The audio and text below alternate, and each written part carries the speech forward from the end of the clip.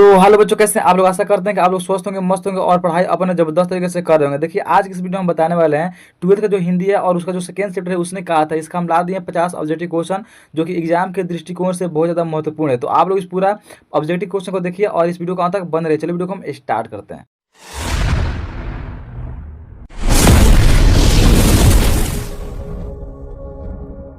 आज हम देखने वाले हैं क्लास 12 का जो हिंदी है उसका सेकंड चैप्टर उसने कहा था, इसका पीवीआई ऑब्जेक्टिव क्वेश्चन। देखिए इसमें फर्स्ट क्वेश्चन बोला गया है कि उसने कहा था क्या है, उसने कहा था क्या है। तो इसका आंसर हो जाएगा आपका ऑप्शन नंबर बी हो जाएगा, यानी कि एक प्रकार का ये कहानी है। और इस कहानी का जो कहानीकार है कौन है, गुलेरी जी है। कौन है, चंद्रधर शर्मा गुलेरी है। और इनका जो जन्म हुआ था कब हुआ था, 7 जुलाई 1883 में। कब हुआ था, 7 जुलाई 1883 में हुआ था। और इनका जो मृत्यु हुआ था 12 सितंबर, कब हुआ था, 12 सितंबर 1922 में हुआ था। कब हुआ था, 1922 में हुआ था। तो इसको याद रखिएगा। चलिए देखते हैं हम नेक्स्ट क्वेश्चन। देखिए यहाँ पे दोनों क्वेश्चन बोला गया है कि उसने कहा था कहानी के कहानीकार कौन है। तो इसका आंसर हो जाएगा आपका option number D, Chandra Sharma Guleri. क्या हो जाएगा, चंद्र शर्मा गुलेरी। देखिए जो ऑप्शन नंबर ए बोला गया है जयप्रकाश नारायण, तो इन्होंने लिखा है संपूर्ण क्रांति। ऑप्शन नंबर जो बी है यहाँ पे बालकृष्ण भट्ट, तो इन्होंने लिखा है बातचीत। और जो ऑप्शन नंबर सी है मोहन राकेश, इन्होंने लिखा है सिपाही की मात। इसको आप लोग याद रखिएगा। चलिए देखते हैं हम अगला क्वेश्चन। देखिए यहाँ पे 3 क्वेश्चन बोला गया है कि चंद्र शर्मा गुलेरी का जन्म कब हुआ था, जन्म कब हुआ था। तो इसका आंसर हो जाएगा आपका ऑप्शन नंबर डी, कब हुआ था, 7 जुलाई 1883 में। कब हुआ था, 7 जुलाई 1883 में। तो इसका आंसर हो जाएगा आपका ऑप्शन नंबर डी। इनका जो मृत्यु हुआ था 12 सितंबर, कब हुआ था, 12 सितंबर 1922 में होता। कब होता, 1922 में इनका हुआ था मृत्यु हुआ था। और इनका जो जन्म हुआ था 7 जुलाई 1883 ईस्वी में हुआ था। तो इसको आप लोग याद रखिएगा। चलिए हम अगला क्वेश्चन। देखिए यहाँ 4वां क्वेश्चन बोला गया है कि चंद्रधर शर्मा गुलेरी का निधन कब हुआ था, चंद्रधर शर्मा गुलेरी का निधन कब हुआ था। तो इसका आंसर हो जाएगा आपका ऑप्शन नंबर डी, 12 सितंबर 1922 ईस्वी में इनका मृत्यु हुआ था। और इनका जो जन्म हुआ था कब हुआ था, 7 जुलाई 1883 ईस्वी में इनका जन्म हुआ था। चलिए देखते हैं हम अगला क्वेश्चन। देखिए यहाँ 5वां क्वेश्चन बोला गया है कि चंद्र शर्मा गुलेरी का जन्म स्थान कहाँ है, जन्म स्थान कहाँ है। तो इसका आंसर हो जाएगा आपका ऑप्शन नंबर सी। क्या हो जाएगा, ऑप्शन नंबर सी हो जाएगा जयपुर राजस्थान। कहाँ हुआ था, जयपुर राजस्थान में इनका जन्म स्थान है। लेकिन कहाँ के मूल निवासी है, तो ये मूल निवासी है आपका यहाँ पे गुलेर। कहाँ पे, गुलेर नामक क्या है एक स्थान है, वहाँ के का ये मूल निवासी है। और गुलेर कहाँ पे है, हिमाचल प्रदेश में। कहाँ पे, हिमाचल प्रदेश में। तो आप लोग इसको याद रखिएगा। चलते हम अगला क्वेश्चन। देखिए यहाँ पे 6वां क्वेश्चन बोला गया है कि गुलेरी जी किस गांव के मूल निवासी थे। तो इसका आंसर हो जाएगा आपका ऑप्शन नंबर बी। क्या हो जाएगा, ऑप्शन नंबर बी, यानी कि गुलेर नामक। ठीक है ना। चलिए हम अगला क्वेश्चन। देखिए यहाँ पे 7 नंबर क्वेश्चन बोला गया है कि चंद्र शर्मा गुलेरी के पिताजी का क्या नाम था, पिताजी का क्या नाम था। तो इसका आंसर हो जाएगा आपका ऑप्शन नंबर बी, पंडित शिवराम था। क्या था, पंडित शिवराम था, यानी कि इसका आंसर हो जाएगा ऑप्शन नंबर बी। इसको याद रखिएगा। चलिए देखते हैं हम अगला क्वेश्चन। देखिए आप 8 नंबर क्वेश्चन बोला गया है कि चंद्र शर्मा गुलेरी ने कुल कितनी कहानियां लिखी है। तो इसका आंसर हो जाएगा आपका ऑप्शन नंबर बी, यानी कि 3 कहानियां उन्होंने लिखी। एक था, पहले का था सुखमय जीवन, दूसरा का था बुद्धू की काटा, और तीसरा का था यहाँ पे उसने कहा था। इन दोनों का प्रकाशित हुआ था 1911 में, और उसने कहा था प्रकाशित हुआ था 1915 में। चलिए देखते हैं अगला क्वेश्चन।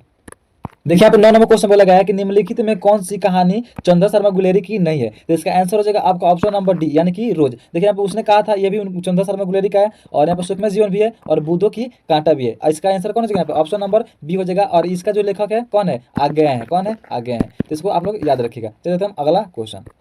देखिए अब 10 नंबर क्वेश्चन है कि देखते नहीं रेशम से काढ़ा हुआ सालू, यह पंक्ति किस शीर्षक की कहानी है। तो इसका आंसर हो जाएगा आपका ऑप्शन नंबर सी, उसने कहा था। जब लाना सिंह पूछता है सूबेदारनी से कि आपकी कुरमाई हो गई है, तो सूबेदारनी बोलती है कि देखते नहीं रेशम से काढ़ा हुआ सालू, तो ये पंक्ति किसका है, यहाँ पे उसने कहा था। तो इसका आंसर हो जाएगा आपका ऑप्शन नंबर सी। चलिए देखते हैं अगला क्वेश्चन। देखिए आप 11 नंबर क्वेश्चन है कि उसने कहा था कहानी में किस युद्ध का उल्लेख है। तो इसका आंसर हो जाएगा आपका ऑप्शन नंबर ए, प्रथम विश्व युद्ध का उल्लेख किया गया है, उसने कहा था कहानी में। चलिए देखते हैं हम अगला।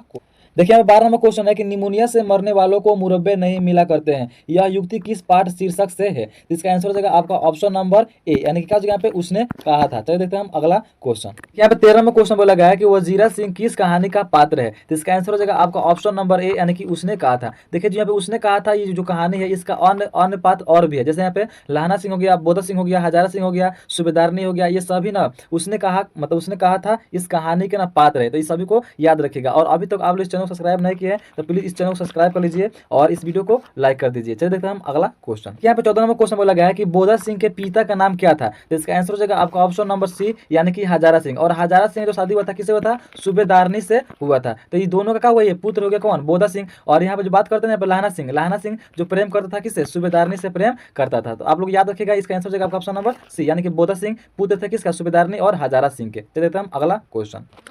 देखिए 15 नंबर क्वेश्चन बोला गया है कि सूबेदारनी किस कहानी के पात्र है। तो इसका आंसर हो जाएगा आपका ऑप्शन नंबर सी हो जाएगा, यानी कि उसने कहा था। चलिए देखते हैं हम अगला क्वेश्चन।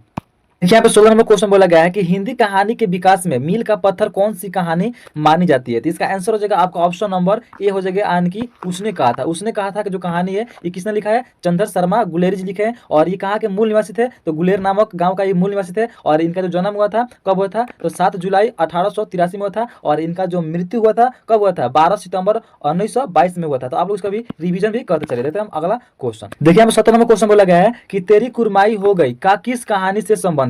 तो इसका आंसर हो जाएगा आपका ऑप्शन नंबर बी, कौन हो जाएगा, उसने कहा था। देखिए जो यहाँ पे लाहना सिंह था ना, ये बार बार जो यहाँ पे लड़की थी सूबेदार ने उसे बोला था कि आपकी कुरमाई हो गई, तो वो बार बार का धत का होती थी, भाग जाती थी। तो एक बार उसने बोल दिया कि हाँ मेरी कुरमाई हो गई। तो जो यहाँ पे कुरमाई जो शब्द है ये किस किस पार्ट से संबंधित है, यानी किस कहानी से संबंधित है, तो उसने कहा था। तो इसका आंसर हो जाएगा आपका ऑप्शन नंबर बी, इसको याद रखिएगा। चलिए देखते हैं हम अगला क्वेश्चन।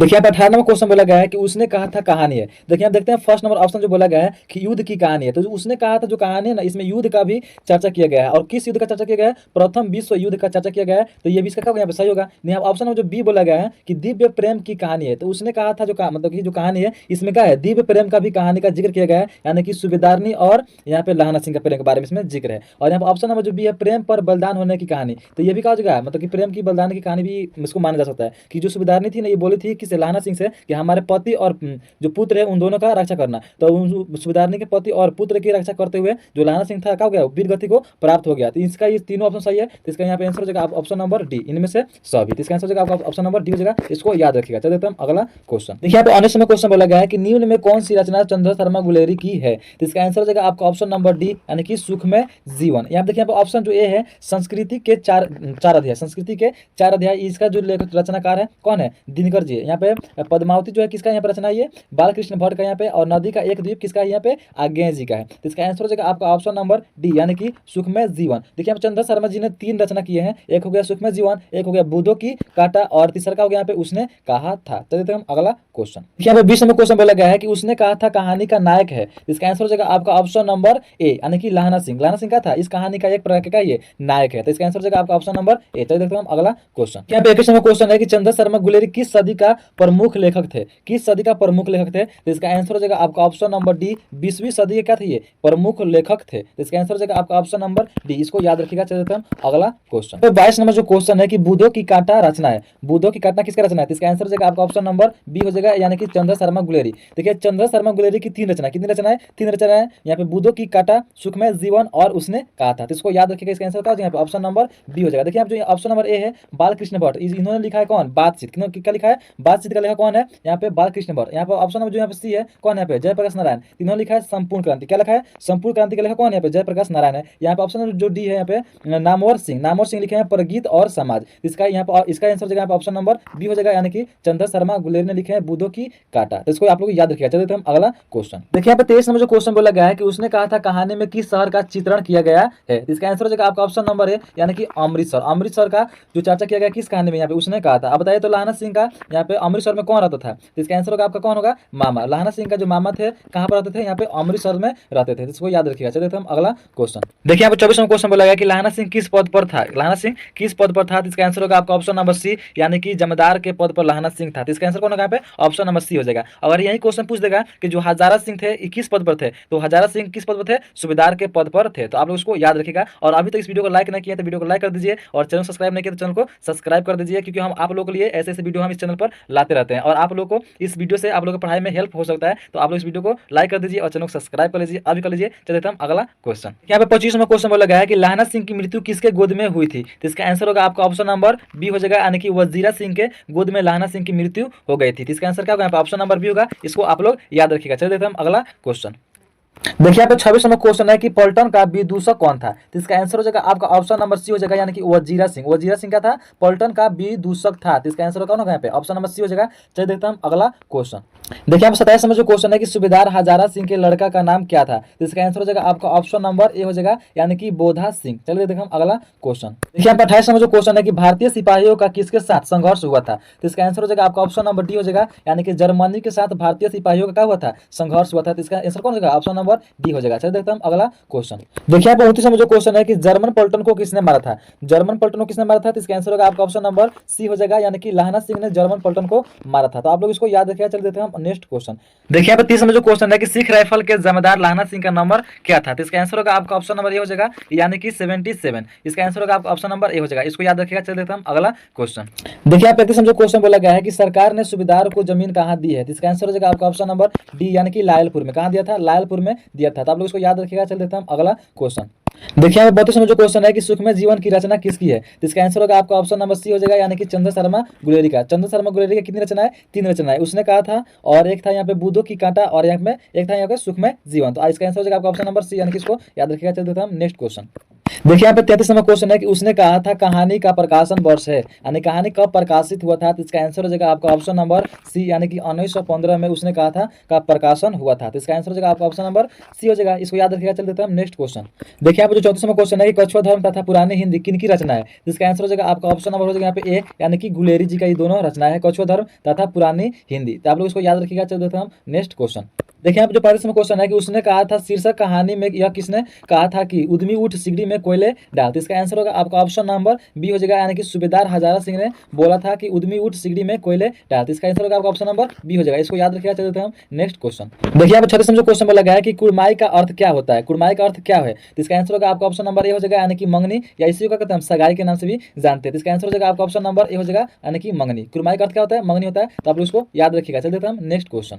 देखिए यहाँ पे 37 जो क्वेश्चन बोला गया है कि चंद्र शर्मा गुलेरी किस युग के कहानीकार है, तो इसका आंसर होगा आपका ऑप्शन नंबर ए हो जाएगा, यानी कि द्विवेदी युग का ये कहानीकार है, इसका आंसर होगा आपका ऑप्शन नंबर ए, इसको याद रखिएगा। चल देते हम अगला क्वेश्चन। देखिए यहाँ पे 38 जो क्वेश्चन बोला गया है कि उसने कहा था कहानी कितने भागों में विभाजित है, तो इसका आंसर हो जाएगा आपका ऑप्शन नंबर डी हो जाएगा, यानी कि 5 भागों में उसने कहा था जो कहानी का है बांटा हुआ है, कितने भाग में, 5 भाग में, तो इसका आंसर होगा आपका ऑप्शन नंबर डी हो जाएगा, इसको याद रखिएगा। चल देते हम अगला क्वेश्चन। देखिए आप 39 नंबर जो क्वेश्चन बोला गया है कि उसने कहा था किस प्रकार की कहानी है, इसका आंसर हो जाएगा आपका ऑप्शन नंबर बी, यानी कि कर्म प्रधान का ये कहानी, यानी कि ऑप्शन नंबर यहाँ पे बी, इसको याद रखिएगा। चल देते हम अगला क्वेश्चन। देखिए यहाँ पे जो 40 नंबर क्वेश्चन है कि चंद्र शर्मा गुलेरी किसके अभिभावक बनकर मेयो कॉलेज अजमेर में आए, इसका आंसर होगा आपका ऑप्शन नंबर सी, यानी कि खेतड़ी के नाबालिग राजा जयसिंह के यहाँ पे अभिभावक बनकर आए थे। चंद्र शर्मा गुलेरी कहाँ आए थे, किस कॉलेज में, मेयो के अजमेर कॉलेज में आए थे, तो इसका आंसर होगा आपका ऑप्शन नंबर सी हो जाएगा, यानी कि खेतड़ी के नाबालिग राजा जयसिंह के। चल देते हम अगला क्वेश्चन। देखिए यहाँ पे 41 क्वेश्चन है कि कीरत सिंह कौन था, कीरत सिंह कौन था, तो इसका आंसर होगा आपका ऑप्शन नंबर यहाँ पे बी हो जाएगा, यानी कि लाहना सिंह का था ये भतीजा था कौन, कीरत सिंह, तो इसका आंसर होगा आपका ऑप्शन नंबर यहाँ पे बी, इसको याद रखिएगा। चल देते हम नेक्स्ट क्वेश्चन। देखिए अब जो 42 नंबर क्वेश्चन है बोला गया है कि बचपन में लाहना सिंह लड़की से बार बार कौन सा प्रश्न करता था, तो इसका आंसर होगा आपका ऑप्शन यहाँ पे सी हो जाएगा, यानी कि तेरी कुरमाई हो गई। जो लाहना सिंह था ना, लड़की से बार बार एक ही प्रश्न पूछता था कि तेरी कुरमाई हो गई, तो लड़की क्या करती थी कि धत कहकर भाग जाती थी, तो इसका आंसर होगा ऑप्शन नंबर सी हो जाएगा, यानी कि तेरी कुरमाई हो गई। ये क्वेश्चन लड़की से बार बार कौन करता था, लाहना सिंह करता था बचपन में, तो इसका आंसर होगा आपका ऑप्शन नंबर सी। चल देते हम अगला क्वेश्चन। देखिए हमें 43 जो क्वेश्चन बोला गया है कि लपटन साहब सूबेदार को कितने आदमी खंदक में छोड़कर जाने को कहा था, तो इसका आंसर होगा आपका ऑप्शन नंबर बी हो जाएगा, यानी कि 10 आदमी को खंदक में छोड़कर जाने को बोला था। किसने, यहाँ पे लपटन साहब ने सूबेदार को बोला था, तो इसका आंसर होगा यहाँ पे ऑप्शन नंबर बी, यानी कि 10 आदमी को बोला था, तो इसको याद रखिएगा। चल देते हम नेक्स्ट क्वेश्चन। देखिए हमें 44 में क्वेश्चन बोला गया है कि अमृतसर में लाहना सिंह के कौन थे, तो इसका आंसर होगा ऑप्शन नंबर सी, यानी कि मामा। अमृतसर में लाहना सिंह के कौन रहते थे, मामा रहते थे, यानी कि इसका आंसर होगा ऑप्शन नंबर सी। चल देते हम नेक्स्ट क्वेश्चन। देखिए 45 जो क्वेश्चन बोला गया है कि लाहना सिंह सूबेदार को वापस बुलाने के लिए किसे भेजा था, तो इसका आंसर होगा ऑप्शन नंबर ए हो जाएगा, यानी कि वजीरा सिंह को भेजा था किसने, लाहना सिंह ने सूबेदार को वापस बुलाने के लिए, तो इसका आंसर होगा आपका ऑप्शन नंबर यहाँ पे ए हो जाएगा। चल देता हूं अगला क्वेश्चन। देखिए हम जो 46 में क्वेश्चन बोला गया है कि सूबेदारनी ने अपने पति एवं पुत्र की रक्षा के लिए किसे कहा, तो इसका आंसर होगा ऑप्शन नंबर बी, यानी कि लाहना सिंह को कहा था किसने, सूबेदारनी ने, कि मेरे पति और पुत्र की रक्षा करना, तो इसका आंसर हो जाएगा ऑप्शन नंबर बी, यानी कि लाहना सिंह। चल देते हम अगला क्वेश्चन। देखिए हम जो 47 में क्वेश्चन है कि उसने कहा था शीर्षक कहानी में पोहलू राम कौन था, पोहलू राम कौन था, तो इसका आंसर होगा ऑप्शन नंबर बी, यानी कि डाक बाबू था। कौन था यहाँ पे, डाक बाबू कौन था यहाँ पे, पोहलू राम, इसको याद रखिएगा। चलते हम अगला क्वेश्चन।